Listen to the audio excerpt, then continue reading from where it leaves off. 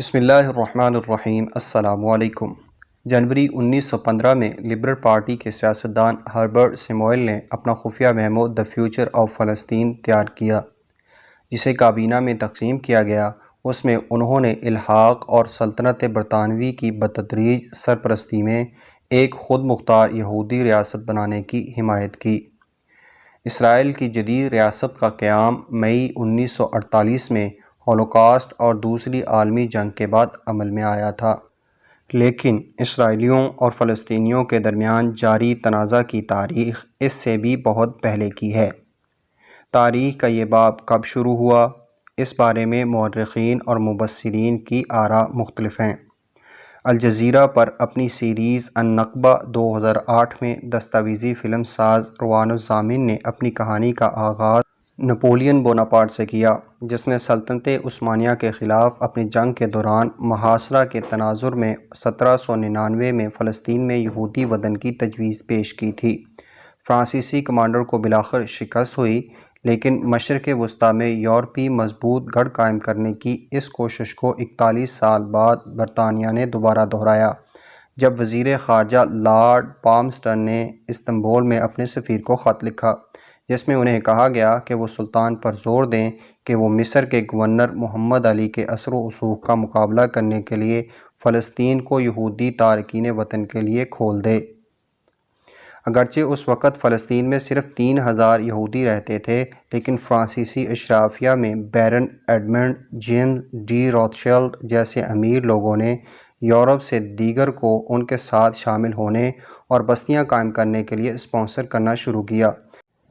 جن میں سب سے قابل ذکر شہر ریشون لتسیون ہے، جس کی بنیاد 1882 میں رکھی گئی تھی۔ آسٹریا کے مصنف نیتھن برنپام نے 1885 میں صہیونیت کی اصطلاح اس وقت ایجاد کی جب یہودی خاص طور پر مشرقی یورپ سے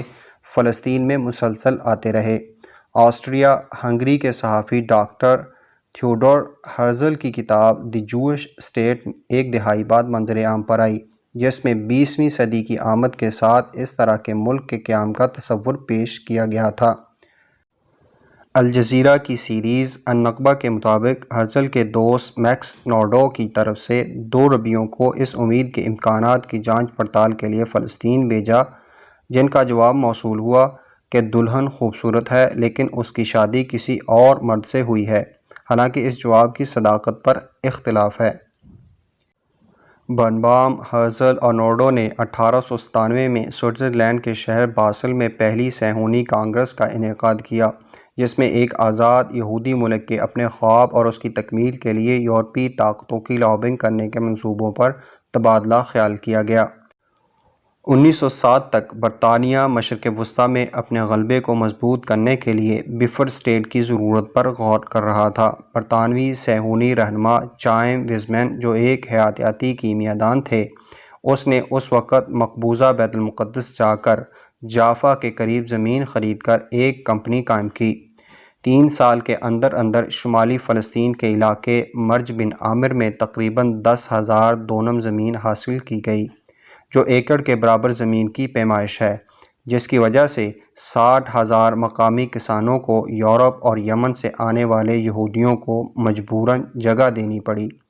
چونکہ یہودی ملیشیا ہشمیر بستیوں کی بڑھتی ہوئی تعداد کی حفاظت کے لیے قائم کی گئی تھی، فلسطینی فارماسسٹ نجیب نصر نے الکارمل کے نام سے ایک اخبار نکالا، جس کا مقصد فلسطینیوں کو اس کے خلاف خبردار کرنا تھا، جسے وہ نو آبادیاتی فورس سمجھتے تھے۔ پہلی عالمی جنگ کے آغاز سے برطانیہ مسلمانوں پر عدم اعتماد کرنا شروع ہوا۔ یہ جواز تھا کہ وہ نہر سوئز پر اپنی گرفت مضبوط کرنے کے لیے فلسطین میں اتحادی افواج کی موجودگی بڑھائے۔ مصنفین نے احساس کی شدت کے بارے میں متنبع کیا اور دلیل دی کہ امن کے وسیع تر مفاد میں یہودی امیگریشن کو محدود کیا جانا چاہیے، لیکن بین الاقوامی برادری نے اسے یکسر نظر انداز کر دیا۔ ان کے نتائج 1922 تک دبا دیے گئے۔ 1919 کی پیرس امن کانفرنس میں لیفٹیننٹ کرنل ٹی لانس، جسے لانس آف عربیہ کہا جاتا ہے، اس نے صہیونی وفد کے رہنما ویزمین اور اس کے عرب ہم منصب شہزادہ فیصل بن حسین کے درمیان ایک معاہدے پر دستخط کے لیے ثالثی کی، جس میں اصولی طور پر فلسطین میں یہودی وطن اور مشرق وسطیٰ میں ایک آزاد عرب قوم کے قیام پر اتفاق کیا گیا تھا۔ 1922 میں لیگ آف نیشنز نے سموئیل کے دائرہ اختیار میں فلسطین پر حکومت کرنے کے برطانوی مینڈیٹ کو تسلیم کیا، جو اب ہائی کمیشنز ہے۔ جنوری 1915 میں لبرل پارٹی کے سیاستدان ہربرٹ سموئیل نے اپنا خفیہ میمو دی فیوچر آف فلسطین تیار کیا، جسے کابینہ میں تقسیم کیا گیا اور جس میں انہوں نے الحاق اور سلطنت برطانوی کی بتدریج سرپرستی میں ایک خود مختار یہودی ریاست بنانے کی حمایت کی۔ سموئیل کی سفارشات پر سفارتکاروں سر مارک سائکس اور فرانسوا جارج پیکورڈ نے اگلے سال نجی طور پر تبادلہ خیال کیا، جو سائکس پیکورڈ معاہدے کے معمار تھے، جس نے عثمانی حکمرانی کے خاتمے کی صورت میں برطانوی اور فرانسیسی اثر و رسوخ کی حد کا تعین کیا تھا۔ 9 نومبر 1917 کو برطانوی حکومت کے اعلامیے کے بعد ڈیوڈ لائیڈ جارج اور وزیر خارجہ آرتھر بلفور اور یہودی برادری کے رہنما والٹر روتھشائلڈ اور دوسرے بیرن روتھشائلڈ کے مابین ایک خادم فلسطین میں یہودیوں کے لیے قومی گھر کے قیام کا باضابطہ طور پر حمایت کا اعلان کیا گیا۔ روتھشائلڈ، سموئیل، سائکس اور ویزمن نے ایک ماہ پہلے لندن میں ایک جشن کے اجتماع سے خطاب کیا تھا، جس کے بعد 11 دسمبر 1917 کو جنرل ایڈمنڈ النبائی نے بیت المقدس پر قبضہ کر لیا۔ شہنشاہ کی شکست اور پہلی عالمی جنگ ختم ہونے کے بعد امریکی صدر وڈرو وولسن نے زوال پذیر سلطنت عثمانیہ کے غیر ترک علاقوں کے بارے میں ماہر تعلیم ڈاکٹر ہنری کنگ اور دانشور چارلز کرین کی مدد سے ایک رپورٹ جاری کی، جس میں پتہ چلا کہ فلسطین کی تقریباً 90% غیر یہودی آبادی صہیونی منصوبے کی پرزور مخالف تھی۔ لیگ آف نیشنز نے فلسطین پر حکومت کرنے کے برطانوی مینڈیٹ کو سموئیل کے دائرہ اختیار میں تسلیم کیا، جو اب ہائی کمیشنز ہے، جس نے یہودیوں کی موجودگی برقرار رکھنے کے لیے کم از کم 100 قانونی اقدامات کو نافذ کرنے میں اہم کردار ادا کیا۔ ان اقدامات میں عبرانی کو سرکاری زبان کے طور پر تسلیم کرنا اور ایک علیحدہ یہودی نظام تعلیم اور یہودی فوج کی اجازت دینا شامل تھا۔ عبرانی یونیورسٹی اور ایک مزدور یونین ہستادروت 1925 تک قائم تھے۔ دہائی گزرنے کے ساتھ ساتھ یہودی امیگریشن کے خلاف بڑے پیمانے پر مظاہرے شروع ہو گئے، کیونکہ فلسطینی تحریک نے سامراجی برطانیہ کی فوجی اور سفارتی طاقت کی پشت پناہی سے ہونے والے غاصبانہ قبضے کا مقابلہ کرنے اور اس کی مزاحمت کرنے کی ناکام کوشش کی۔ اگست 1929 میں بلفور نے مقبوضہ بیت المقدس کا دورہ کیا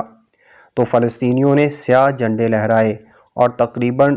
250 یہودی اور عرب دیوار براق یعنی دیوار گریہ پر ایک سانحے میں جان سے گئے اور بہت سے زخمی ہوئے، جو بغاوت براق کے نام سے جانا جاتا ہے۔ سموئیل کے جانشین سر جان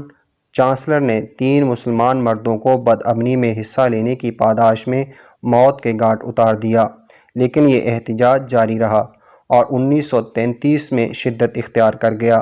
جب زیادہ سے زیادہ یہودی تارکین وطن اسرائیل کو اپنے لیے گھر بنانے کے لیے پہنچے،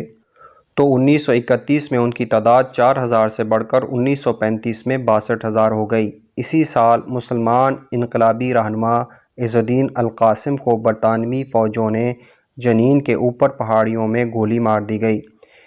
برطانوی نوآبادیاتی حکومت کی مخالفت کی شدت کے نتیجے میں ایسے لوگوں پر بلفور اعلامیہ مسلط کیا گیا، جنہوں نے اس کی مذمت کی اور اس کے نتیجے میں 6 ماہ تک عام ہڑتال کی گئی، جو تنظیم کا ایک متاثر کن کارنامہ تھا، جس کے نتیجے میں فلسطینیوں کے گھروں کو تباہ کر دیا گیا۔ 1939 میں ایڈولف ہٹلر کے نازی جرمنی کے خلاف بیشتر دنیا ایک بار پھر جنگ کا شکار ہو گئی۔ ہٹلر کے جرمنی کو 60 لاکھ یہودیوں کے قتل عام اور حراستی کیمپوں میں پھانسی دینے کی ذمہ دار قرار دیا گیا۔ اس تنازع میں امریکی شمولیت کے کچھ ہی عرصے بعد امریکہ اور صہیونی تعلقات 1942 میں نیو یارک کے بالٹیمور ہوٹل میں ہونے والی کانفرنس سے مضبوط ہو گئے۔ یہ واقعہ ایک مسلح صہیونی نیم فوجی دستے ارگن کی کئی سالوں کی سرگرمی کے پس منظر میں پیش آیا، جو فلسطین میں مقامی عرب گروہوں پر حملے کر رہی تھی۔ ارگن 22 جولائی 1946 کو مقبوضہ بیت المقدس میں کنگ ڈیوڈ ہوٹل پر بمباری کے لیے بدنام ہے، جس میں 91 افراد مارے گئے اور 9 اپریل 1948 کو دیر یاسین قتل عام ایک اور تنظیم لیہی یاسین گینگ کے تعاون سے کیا گیا، جس میں 107 افراد مارے گئے۔ اسی موسم گرما میں لیہی نامی تنظیم سویڈش سفارتکار فوگ برناڈٹے کو قتل کر دیتی ہے، جنہیں اقوام متحدہ نے تنازع میں ثالثی کے لیے بھیجا تھا۔ 1945 میں یورپ اور بحر الکاہل میں اتحادیوں کی فتوحات کے بعد عالمی طاقتوں نے فلسطین میں تشدد کے خاتمے کی طرف اپنی توجہ مرکوز کی۔ متنازع علاقے کا 2 ریاستی حل تقریباً 1947 میں وجود میں آیا، جب اقوام متحدہ کی جنرل اسمبلی نے رضاکارانہ طور پر قرارداد 181 پیش کی، جس میں دریائے اردن کے مغرب میں فلسطین سے ایک نئی ریاست تشکیل دینے کی تجویز پیش کی گئی، ایک یہودیوں کے لیے اور دوسری عربوں کے لیے۔ مبینہ طور پر امریکہ کے سفارتی دباؤ کے نتیجے میں ووٹنگ کے بعد منظور کی گئی یہ قرارداد فلسطینیوں نے مسترد کر دی، جنہوں نے دلیل دی کہ یہودی باشندوں کے پاس اس وقت 5.5% سے زیادہ زمین نہیں اور انہیں بین الاقوامی قانونی حیثیت کے علاوہ 56% حاصل کرنے کا کوئی حق نہیں۔ یہودیوں کی مسرت کو عرب دشمنی کا سامنا کرنا پڑا اور خانہ جنگی شروع ہو گئی۔ 14 مئی 1948 کو برطانوی مینڈیٹ ختم ہوتے ہی وزیر اعظم ڈیوڈ بن گوریون کی قیادت میں اسرائیل کی ریاست قائم کی گئی، جس کو امریکہ اور سوویت یونین نے فوری طور پر تسلیم کر لیا۔ لیکن خونی عرب اسرائیل جنگ چھڑ گئی، جس میں 3000 مزاحمتی جنگجو نئی قوم کے خلاف اٹھ کھڑے ہوئے اور 7 لاکھ فلسطینی عوام کو لڑائی سے بھاگ کر اردن، لبنان، شام، مغربی کنارے اور غزہ میں پناہ لینی پڑی۔ اس تاریخ کو فلسطینی عوام کی نقل و مکانی اب ہر سال عوام یوم نکبہ کے طور پر منائی جاتی ہے، جسے عربی میں تباہی کے نام سے موسوم کیا جاتا ہے، اور جس دن فلسطینی تقاریر کرتے ہیں، ریلیاں نکالتے ہیں اور ان گھروں کی چابیاں لہراتے ہیں جنہیں وہ پیچھے چھوڑنے پر مجبور ہوئے تھے، اب بھی واپسی کی امید رکھتے ہیں۔ دسمبر 1948 میں اقوام متحدہ کی جنرل اسمبلی نے قرارداد 1994 منظور کی، جس میں تسلیم کیا گیا کہ فلسطینی عوام جو اپنے گھروں کو واپس جانا اور اپنے پڑوسیوں کے ساتھ امن سے رہنا چاہتے ہیں، انہیں جلد از جلد ایسا کرنے کا حق دیا جانا چاہیے۔ اسرائیل نے اس قرارداد کو نئی ریاست، خاص طور پر یہودی آبادی کے لیے خطرہ قرار دیتے ہوئے مسترد کر دیا۔ 1 سال بعد چیمبر مشرق قریب میں فلسطینی پناہ گزینوں کے لیے اقوام متحدہ کی relief and works agency UNRWA قائم کرتا ہے تاکہ بے گھر ہونے والوں کی مزید مدد کی جا سکے۔ ان دونوں واقعات کے درمیان اسرائیل نے لبنان، شام، اردن اور مصر میں اپنے ہمسایہ ممالک کے ساتھ جنگ بندی کے معاہدوں پر دستخط کیے تھے۔ اردن نے 1950 میں مغربی کنارے کا انتظامی کنٹرول سنبھال لیا اور مصر کا غزہ پر قبضہ رہا۔ یہ انتظام 1967 کی 6 روزہ جنگ تک جاری رہا، جب اسرائیلی افواج نے ان علاقوں کو فتح کیا۔ اس سے پہلے تشدد وقفے سے جاری رہا۔ 1976 میں قلقیلہ، کفر قاسم اور خان یونس کے دیہاتوں اور 1966 میں السامو میں قابل ذکر قتل عام ہوا۔ فلسطین لبریشن آرگنائزیشن کی بنیاد 1964 میں قاہرہ میں رکھی گئی تھی، جو حقوق کے مسائل پر توجہ دینے کی بجائے مسلح انقلاب کے ذریعے فلسطین کی آزادی کے لیے لڑنے کے لیے وقف ہے، ایک ایسا موقف جسے PLO نے 1993 تک ترک نہیں کیا اور جسے اسرائیل اور امریکہ دونوں کی طرف سے دہشت گرد تنظیم قرار دے دیا جاتا ہے۔ اسے 1974 میں عرب لیگ نے فلسطینی عوام کا واحد نمائندہ تسلیم کیا تھا۔ 1967 میں غزہ کی پٹی، مغربی کنارے، گولان کی پہاڑیوں اور مصر پر اسرائیل کی فوجی پیش قدمی نے تازہ خون ریزی کو جنم دیا اور اقوام متحدہ کی سلامتی کونسل نے قرارداد 242 منظور کی، جس میں اسے مقبوضہ علاقوں سے دستبردار ہونے کا حکم دیا گیا۔ اس کونسل کو نظر انداز کر دیا گیا۔ یوم کپور جنگ کے بعد سلامتی کونسل ایک اور قرارداد 338 منظور کرتی ہے، جس میں جنگ بندی اور اسرائیل سے 1967 کی دراندازی سے پیچھے ہٹنے کا مطالبہ کیا جاتا ہے۔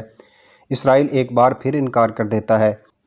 30 مارچ 1976 کو زمین پر اسرائیلی قبضے کے بعد باہرہ گلیل سے نیگیو تک کے قصبوں میں بغاوت، حملوں اور مزید پرتشدد انتقامی کارروائیوں کا سامنا کرنا پڑا، جس تاریخ کو فلسطینی یوم زمین کے طور پر مناتے ہیں۔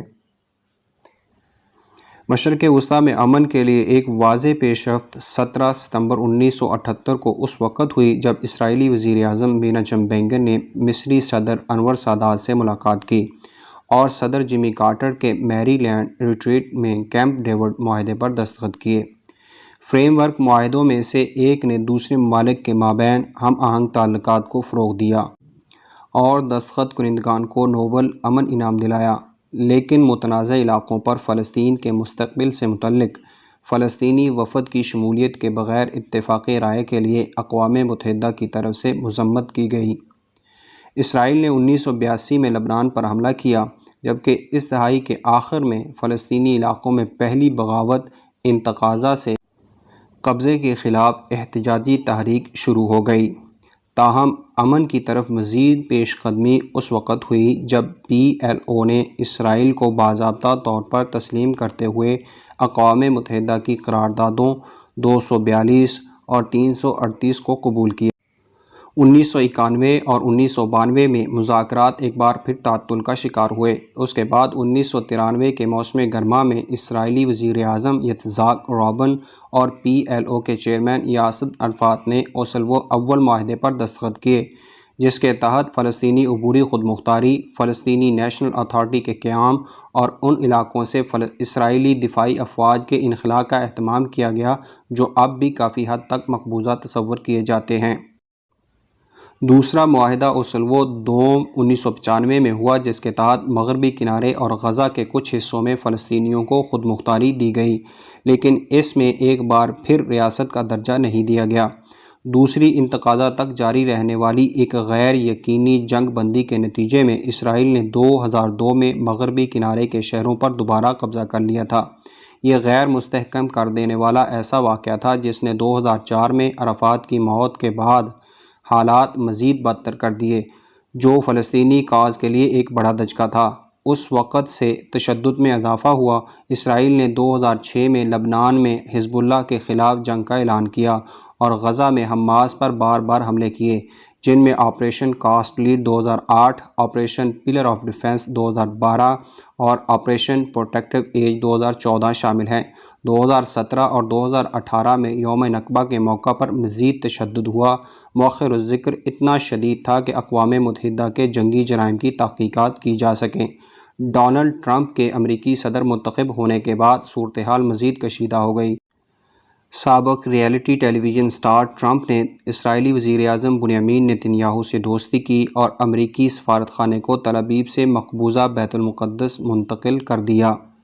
ٹرمپ نے UNRWA کے لیے امریکی فنڈنگ میں بھی کٹوتی کی اور اپنے یہودی داماد جیرڈ کشنر کو مشرق وسطیٰ میں امن لانے کے لیے ایک منصوبہ تیار کرنے کی ذمہ داری سونپی،